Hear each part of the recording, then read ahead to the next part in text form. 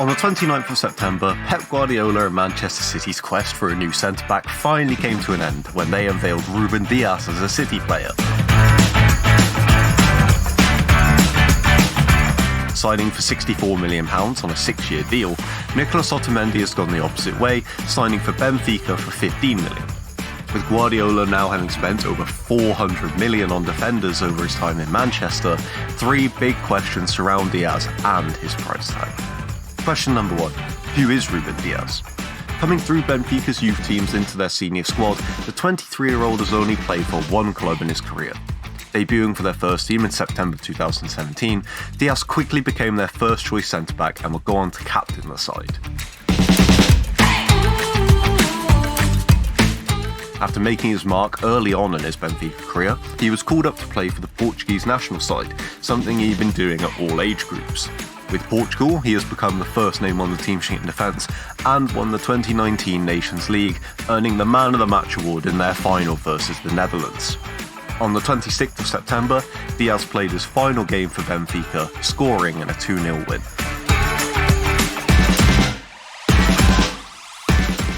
Question 2.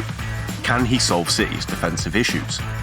A Pep Guardiola side has never conceded 5 goals in a game until City's second Premier League fixture against Leicester.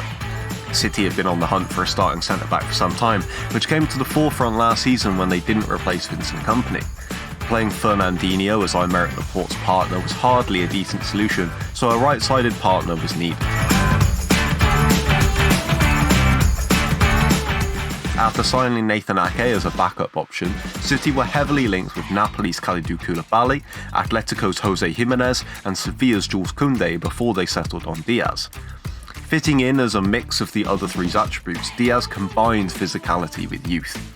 Most importantly for City, he's a natural leader and they've missed that heavily since Kompany's departure. Captain of Benfica at 23, and in the fans' eyes the future Portugal captain, Dias is an imposing figure on the pitch and he's not afraid to call out his teammates. Also important for City, he's a great passer of the ball and is very effective in the air.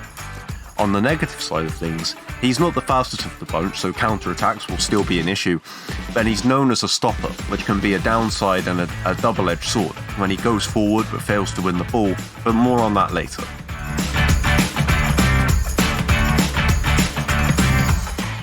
Question number 3. What happened to his hype? When Dias was making his mark in Benfica, there weren't many top clubs that weren't interested in the young centre-half. So what happened?